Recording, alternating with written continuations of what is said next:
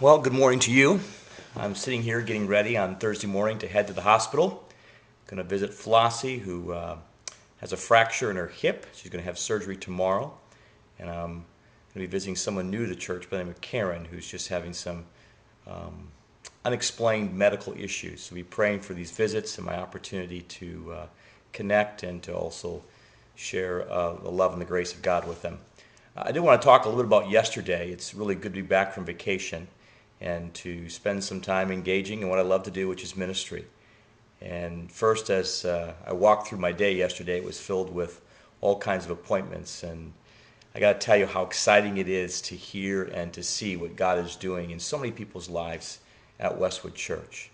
Much of it I can't share because it is confidential, but other parts I can share. And I just want you to get kind of excited about what God is doing and the change that's taking place.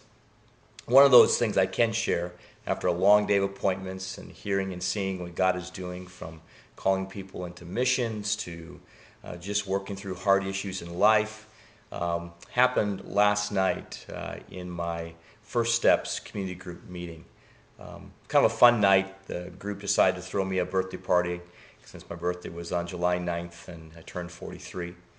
And so it was a great thing that Joe and Grace and the group did. And there was a new guest there, and he's a young man, and he participated in the group and got to know his name and had the opportunity to kind of involve him in what we were doing, invited him to go out with the guys. They're going out for a kind of a guys' night, movie night, Monday night.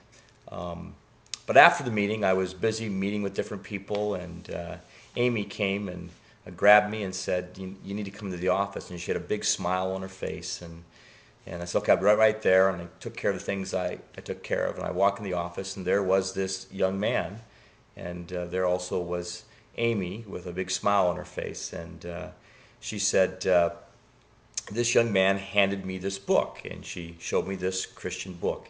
And inside the book was this letter. And amazingly, this young man had been in jail with Amy's brother. And they both have kind of started this relationship with God. And he had encouraged this young man when he got out of jail to not only connect with some of his friends and to come to church, but also to find Amy and to hand Amy this note. And the note explained that the best thing that's ever happened in his life was going to jail. There's clear indication in the note that he's having quite an experience with God. And Amy was just smiling from ear to ear because this is a brother who's been in all kinds of trouble. And it just kind of warms my heart to think about all the things that went into that and how God went about bringing this young man and Amy's brother in the same jail and connecting him with friends who brought him to Westwood, who brought him to a small group, who connected him with Amy, and to watch and to see God doing his phenomenal work. And I've left out some of the details just for confidentiality, etc. But there's some pretty exciting things that are going on. And my day was kind of filled with that. I mean, I just had a great time hearing and seeing what God was doing. At the same time, there's a lot of pain out there, particularly with unemployment and people looking for work, and there's hopelessness. Jobs are hard to come by. And so I just ask for your prayers for our congregation. I ask your prayers for our ministry team as we continue to figure out how God's calling us to serve in this new reality that we live in, and how we can continue to let people know about Christ and become his practical expressions of love in their life. So we just ask for your prayers, and we appreciate them greatly. God's blessings, and have a great day.